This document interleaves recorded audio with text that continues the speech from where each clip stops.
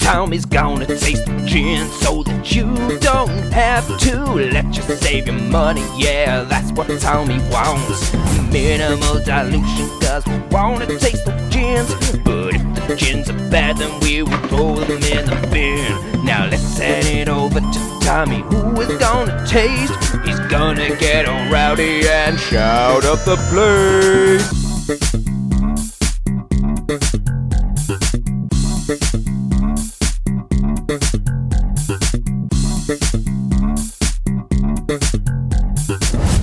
Bonjour! And welcome back to Tommy Tastes, the channel where I taste the gin so that you don't have to. We're going to take a trip down to merry old France this week and try Lord of Barbès gin. I think Lord of Barbès. What USP does Lord of Barbès gin have? Some gins choose to focus on more of the historical aspect, e.g. £50 gin, Old Bakery gin, both not very good. Some chuck horrible botanicals in, as we've discussed before, the Hoxton, the Brockmans, and the skin gin effect. This one's USP? A little bit petit peu pretentious. Yeah, French gins do try to make them into something that they're not, given that they have like a proud history of alcohol production, mainly in the form of wine, cognac, etc.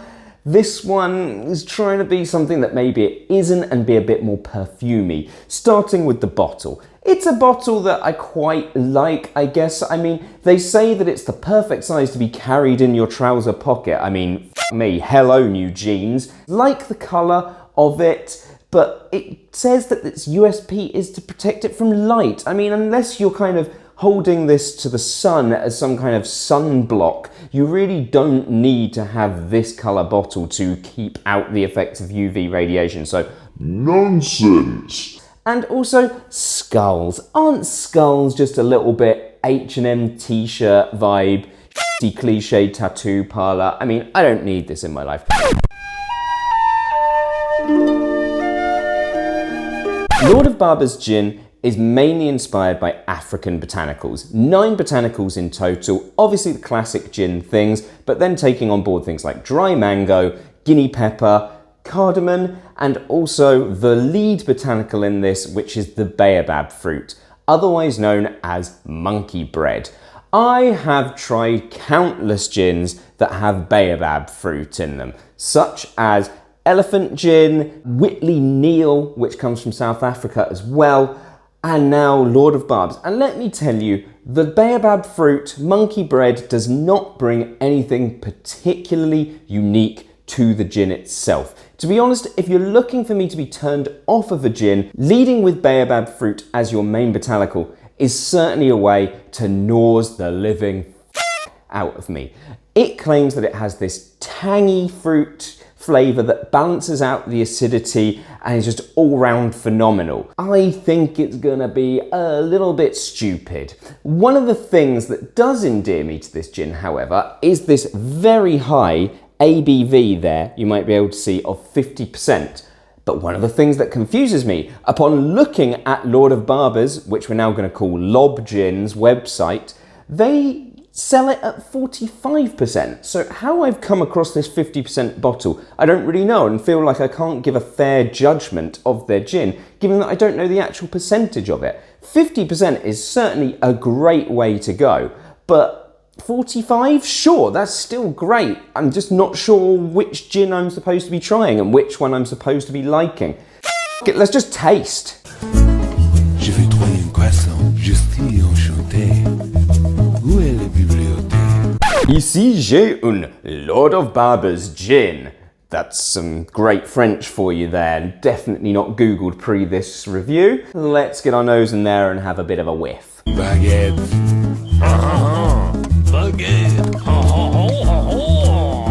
The nose is fairly classic to begin with. You get a lot of the juniper, the kind of cardamom, the coriander. These are all the main things that I look for in a gin. It smells great, piney, citrusy. There's also like a slight tropical fruit aroma, mainly from that mango that I think you're getting in there. Can't say I really know what a baobab fruit actually tastes like, so not sure if that's really contributing to the tropical fruit vibe of the gin. It's good, it's relatively nondescript, but it's a powerful nose and it incorporates that 50% alcohol very well.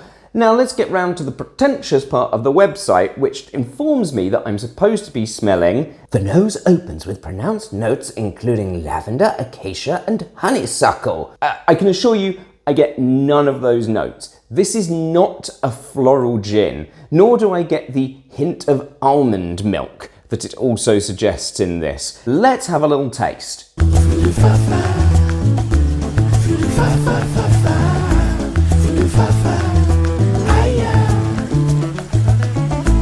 There's no denying that this is really very good. It is very classic in its makeup. There is something quite tangy there. Again, whether you can really attribute that to the baobab fruit itself, I'm not sure. It's more likely to be a bit of the citrus and the acidity from the mango really creeping in there that balance it all out nicely. Definitely quite spicy. I get a lot of pepper, particularly on the after finish, and the finish is very long, as you would expect from a 50% ABV spirit. And in saying that, the alcohol is also really well incorporated. Is a touch boring. You get a nice hint of like the juicy mango, which I can't say I've really had with many gins before, but it's not like a flavour I'd be going back for. If I want mango, I'll probably just eat some mango, if I'm being perfectly honest. Hey, big spender! Although I like it, I maintain it's a little bit boring. Not like the bottle suggests. The bottle to me suggests that I'm going to have some kind of out-of-body experience and see that I've been living my life wrong and I'm going to be a convert to the lob way of life. Let's see if some ice changes anything on that. As we can see, we got a nice clear chill filtered gin there. Let's go for it.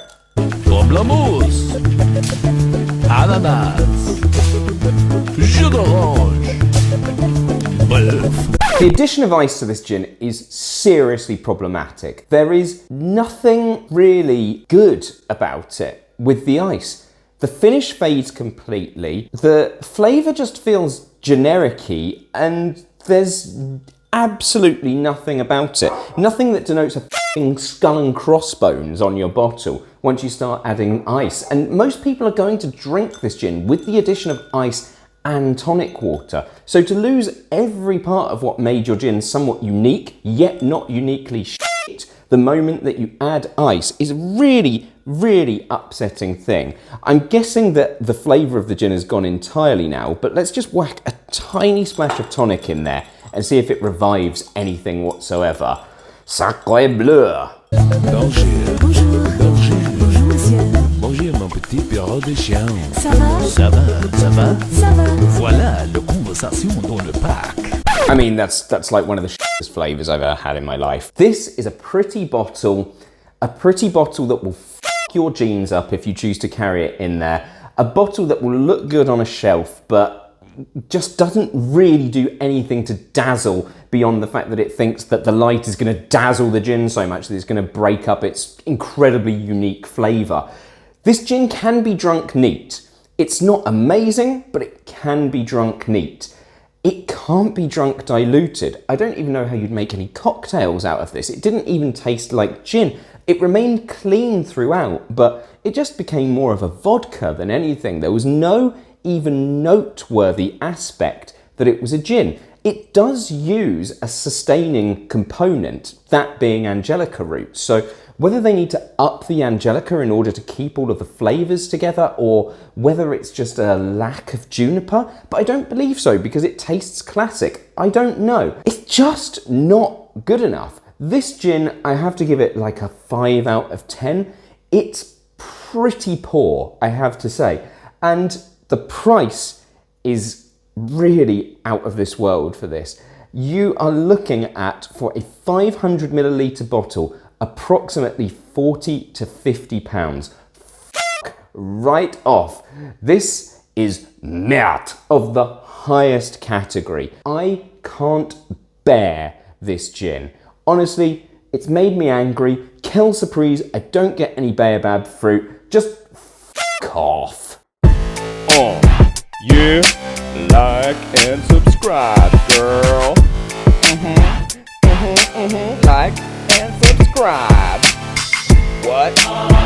Like and subscribe. Whip it out, like and subscribe.